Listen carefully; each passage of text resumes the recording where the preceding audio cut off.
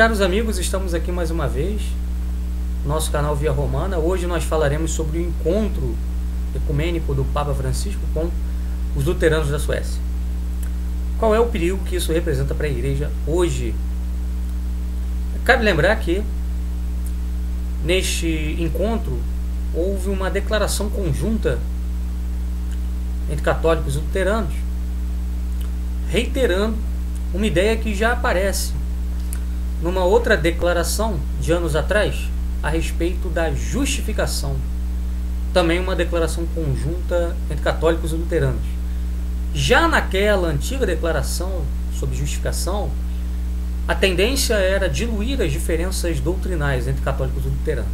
E nesta nova declaração feita agora há pouco, publicada agora há pouco, disse que reconhece os valores e os dons espirituais da reforma, ou seja, a parte católica reconhece na declaração que a reforma nos deu dons e valores espirituais inestimáveis.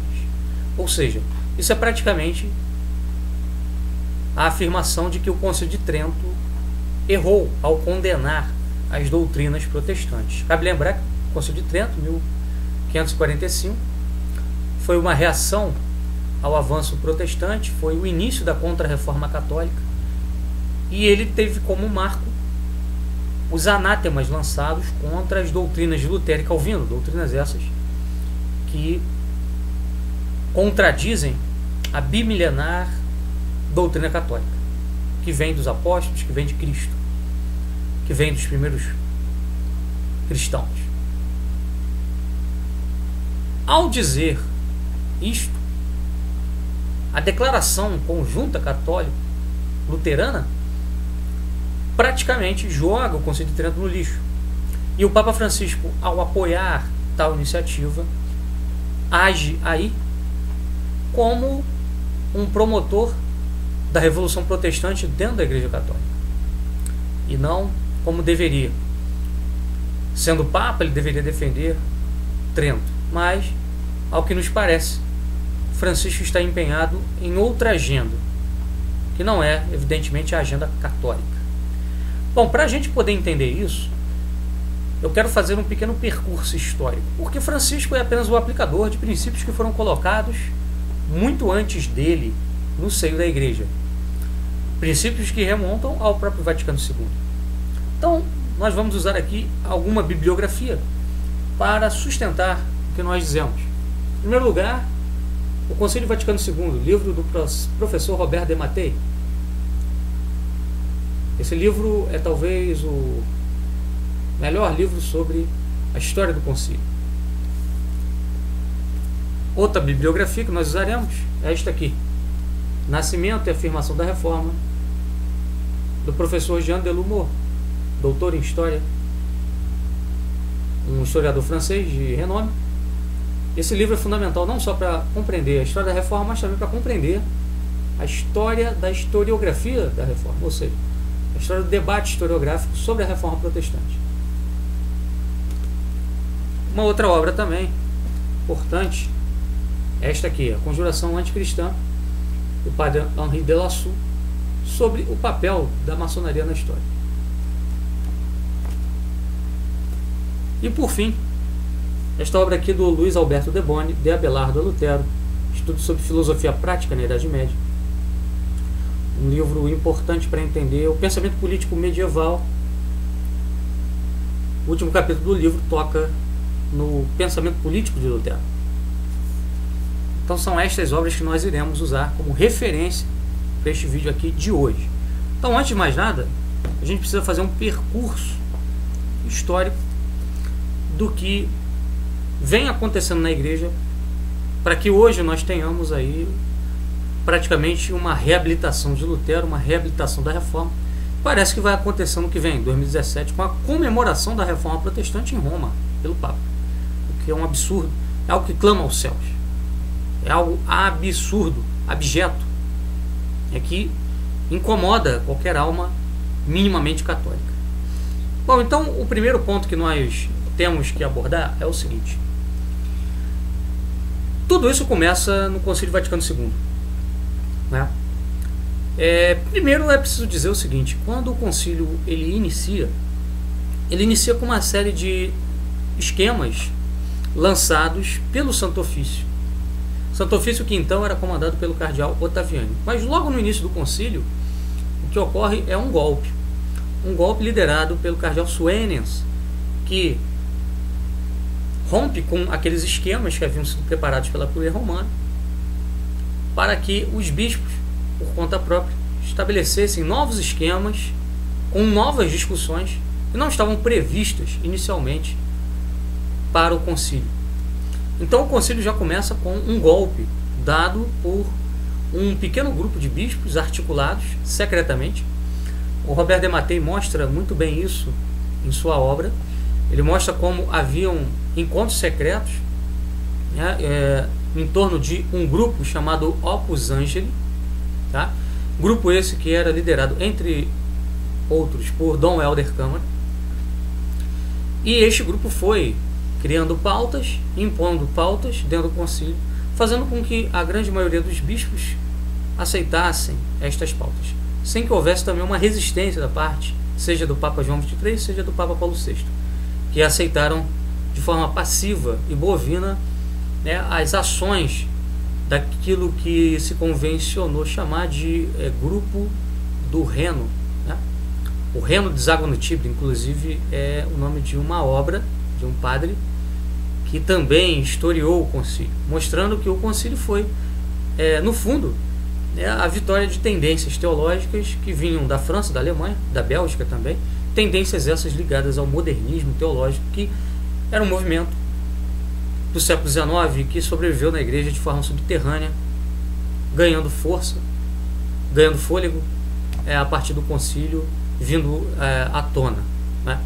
Então, assim, o concílio ele começa dentro desse processo, né? Um processo realmente de golpe à Cúria Romana, né? de golpe contra a autoridade romana. E dentro do concílio, a questão do ecumenismo será discutida. Ecumenismo que havia sido condenado pelo Papa Pio XI na Mortalium Animus, um documento do Papa Pio XI de algumas décadas anteriores ao concílio. Mesmo com a condenação, houve gente dentro da igreja que continuou postulando o ecumenismo. Isso veio à tona com o concílio. Agora, o grande problema de fazer um movimento ecumênico que partisse dentro da Igreja Católica era justamente a doutrina, porque a Igreja Católica sempre se considerou a única Igreja de Cristo. Então, para resolver essa questão doutrinal, o então teólogo Joseph Ratzinger, que mais conhecido como Bento XVI, propôs ao cardeal Frings, que era um cardeal alemão, que incluísse no esquema da Lumen Gentium, aquela constituição sobre a natureza da igreja, uma das constituições mais importantes do Vaticano II, que incluísse ali na Lumen Gentium o termo subsiste in, ou seja, esse termo trazia a ideia de que a Igreja de Cristo é uma coisa, a Igreja Católica é outra, e que a Igreja de Cristo subsiste na Igreja Católica, mas ela também poderia subsistir em outras comunidades cristãs. Ou seja, melhor dizendo, ela também poderia subsistir nas seitas heréticas, nas seitas protestantes. Foi esse o caminho aberto para que o ecumenismo penetrasse na igreja. Ou seja, a ideia de que há uma Igreja de Cristo e há várias concreções da Igreja de Cristo ao longo da história. A Igreja Católica seria uma das concreções, mas não a única. Outras igrejas também poderiam, de alguma maneira, concretizar a ideia ou a essência da Igreja de Cristo no tempo. Um outro documento também importante do Vaticano II é a Unitatis Redintegratio, que é o documento sobre o ecumenismo, né? E logo no começo da Unitatis Redintegratio se diz o seguinte, que as comunidades separadas da Igreja Católica, né, aquelas seitas heréticas que historicamente são chamadas de igrejas protestantes, elas também não estariam destituídas de significado na obra da salvação. Ou seja, a frase traz a ideia de que elas teriam também um papel dentro da obra da salvação. Isso é a ruptura com 2000 anos de doutrina em relação ao papel da Igreja Católica como único instrumento de salvação na Terra. Então, o conceito de igreja no Concílio Vaticano II vai ser alargado. Anteriormente, o conceito era estritamente vinculado à Igreja Católica, ele é alargado para outras denominações, outras comunidades ditas cristãs. E o pior, o Padre Calderon, uma obra monumental dele, eu não estou com ela aqui, mas ela também pode ser citada como referência, que é A Candeia debaixo do Alqueire. Ele mostra como o conceito de igreja ele vai abranger inclusive o mundo. Isso está presente na Gaudium et Spes. Quando a Gaudium et Spes, que é a Constituição Pastoral do Concílio Vaticano II, diz que os anseios do mundo são os mesmos anseios da igreja, que a igreja se solidariza com os anseios do homem, né? Esse conceito, essa ideia traz o alargamento do conceito de igreja para o conceito de humanidade. Quer dizer, a igreja se identificaria com o mundo, se identificaria com a humanidade como um todo. Isso reaparece, essa ideia reaparece num discurso de Paulo VI, que é referido pelo Robert de Mattei, aqui nesta obra, o Concílio Vaticano II, onde Paulo VI diz o seguinte: Paulo VI fez uma homilia em 7 de dezembro de 1965, já no final do concílio, onde ele diz o seguinte: a religião católica e a vida humana reafirmam, assim, as suas alianças, a sua convergência para uma só realidade humana. A religião católica, de certo modo, ela é a vida da humanidade. O humanismo laico e profano apareceu finalmente em toda a sua terrível estatura e, por assim dizer, desafiou o concílio. A religião do culto de Deus que quis ser homem encontrou-se com a religião do culto do homem que quer ser Deus. O que aconteceu? Um combate? Uma luta? Um anátema? Tudo isto poderia ter se dado, mas de fato não se deu. Aquela antiga história do bom samaritano foi o paradigma da espiritualidade do concílio. Com efeito, uma simpatia imensa penetrou totalmente o concílio. Essa fala de Paulo VI nos causa ânsia de vômito, porque essa religião do homem que quis ser Deus é a religião que começa lá na Renascença. É a ideia do antropocentrismo, o homem no centro de tudo. E a religião de Deus que se fez homem é a religião católica, do Cristo, que, sendo a segunda pessoa da Santíssima Trindade, se fez homem. Ora, entre estas duas religiões não existe conciliação possível, uma exclui a outra. A religião do homem que quer ser Deus, a religião da Renascença, é ipsi literis a religião do anticristo, né? É a religião do homem feito Deus, do homem colocado no lugar de Deus. Ora, Paulo VI diz, não, olha, estas duas religiões elas se encontram no concílio. A religião católica ela vai aqui, a partir do concílio, ligar-se aos anseios mais profundos do homem. Correto? Então a ideia de igreja ela é largada, inclusive, para abranger o mundo inteiro. A velha noção de igreja e mundo, igreja versus mundo, o mundo como uma dimensão que jaz no maligno, né? O mundo como uma dimensão que jaz na concupiscência, na soberba da vida, essa concepção ela é colocada de lado, né? O mundo agora é visto sob um prisma positivo. Os anseios do homem são vistos sob prisma positivo, né? A ideia de pecado original é enfraquecida, né? A ideia de perdição da humanidade também é enfraquecida. Quer dizer, é como se a graça de Deus estivesse presente em todas as tradições, religiões, culturas, etc. Um absurdo total. E é justamente em cima desses princípios que se estabelece o atual ecumenismo do Papa Francisco com os luteranos da Suécia, e que se insere também a comemoração que será feita ano que vem, pelos 500 anos da Reforma, em Roma, que nada mais, nada menos é do que a reabilitação de Lutero. Bom, para entender o que está acontecendo hoje na igreja, e por que não há uma reação também a isso, é preciso lembrar aqui do que fala o padre Henri de Lassou nesta obra, conjuração anticristã. Aqui nesta obra, o padre Henri de la Sueur, ele vai fazendo uma história, vai escrevendo uma história sobre o papel e a ação da maçonaria na época, por exemplo, da Revolução Francesa. Ele mostra o seguinte, que a Revolução Francesa ela não aconteceu por acaso. Os revolucionários eles foram fazendo todo um processo para infiltrar a sociedade francesa de ideias revolucionárias.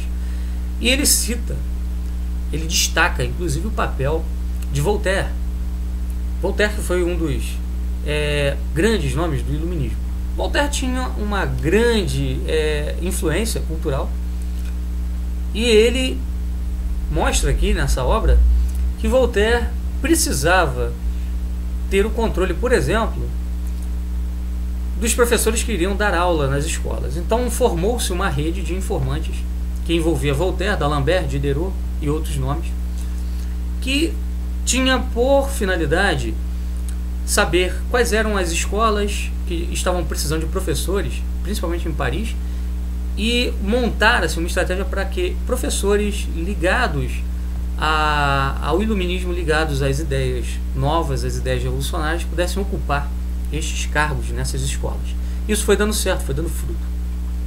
Inclusive, Henri de la Sueur diz também o seguinte, que quando Voltaire não conseguia exercer uma influência direta sobre um duque, um príncipe, um barão ou um rei, porque Voltaire visava na sua ação revolucionária principalmente os grandes nomes, as grandes figuras da política, ele colocava alguém sobre o qual ele tinha influência e que podia, assim, levar de forma indireta a sua influência ideológica sobre uma figura de destaque. Então, por exemplo, o rei Luís XVI, Voltaire não tinha acesso, mas Voltaire conseguiu colocar ao lado do rei Luís XVI o professor Quesnay, que era um médico e também conhecedor de economia, e Quesnay foi quem foi insuflando no rei algumas ideias ilustradas, algumas ideias iluministas,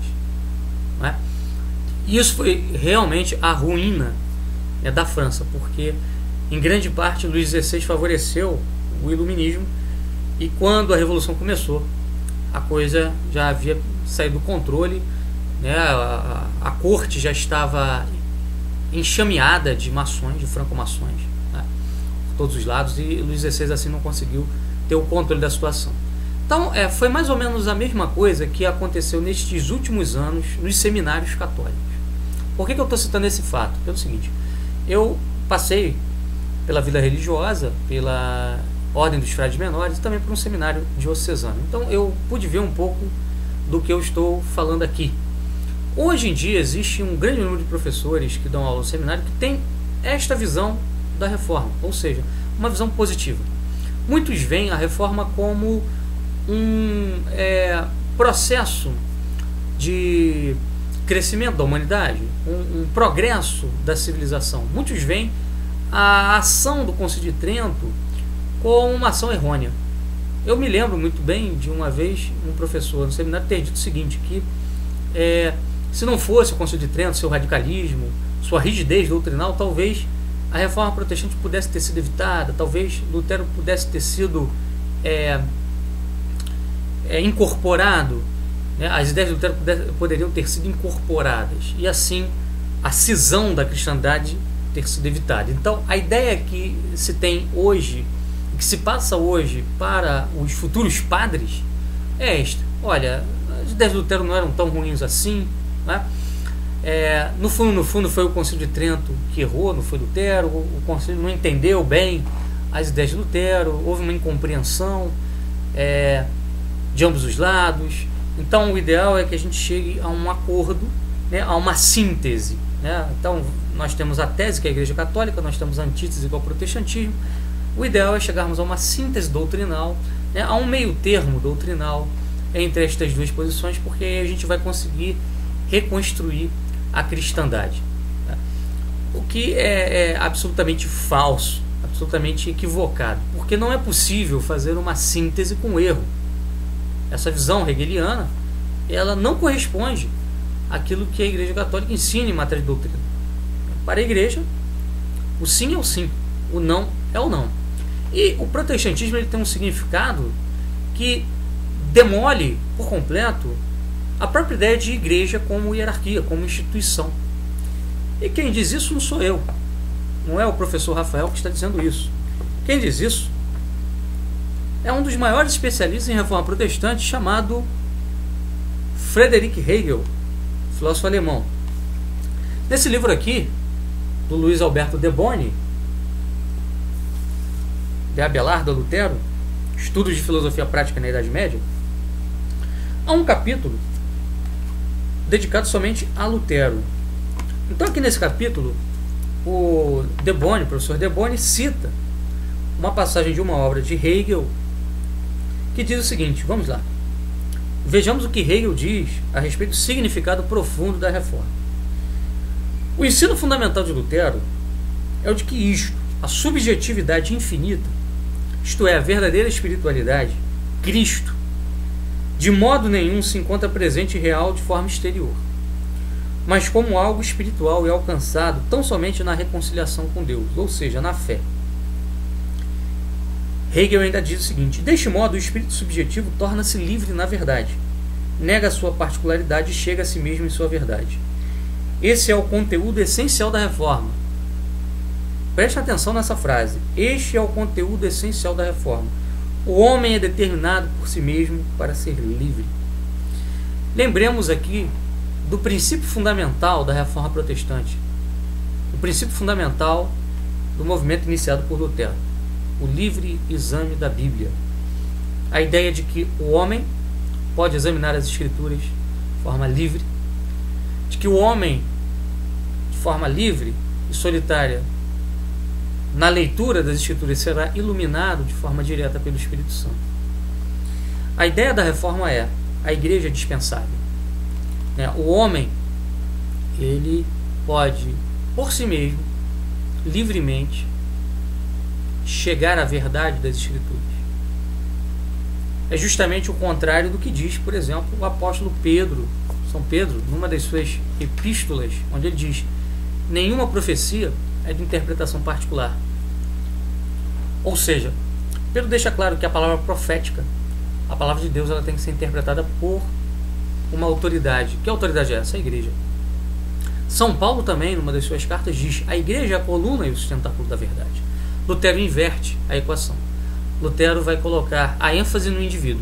Ou seja, a reforma protestante nada mais é do que a realização no campo da religião das ideias da Renascença, das ideias humanistas da Renascença. Embora o luteranismo e o calvinismo, por um lado, rejeitassem teses renascentistas, como por exemplo aquele otimismo em relação ao homem, por outro, elas advogavam estas teses, quando colocavam o homem como um ser dotado da capacidade de examinar livremente a Escritura, sem necessidade de um poder eclesiástico, sem necessidade do magistério romano. Este é o conteúdo formal, ou seja, essencial, da reforma protestante. Não é à toa que foi o protestantismo que trouxe uma série de ideias liberais para o mundo ocidental. Por exemplo, os primeiros a defenderem liberdade de religião foram os protestantes. Cabe lembrar que em 1529, dentro do Sacro Império Romano-Germânico, que era governado por Carlos V, que era católico, também rei da Espanha, houve uma guerra de religião, porque alguns príncipes permaneceram católicos, outros se tornaram protestantes. Então, o que ficou decidido ali? Ficou decidido que cada príncipe escolheria a sua religião, ou seja, a liberdade de religião começa ali. Os príncipes poderão escolher a religião que bem entenderem. Os súditos não poderão escolher, vão ter que seguir a religião do príncipe. Mas a sequência depois vai ser que, com o fim da Guerra dos 30 Anos, no século XVII, o princípio da liberdade de pensamento, liberdade de religião vai avançando. Então, na prática, os príncipes, para evitar guerras civis dentro do território alemão, do território do Sacro Império, vão permitir a liberdade religiosa.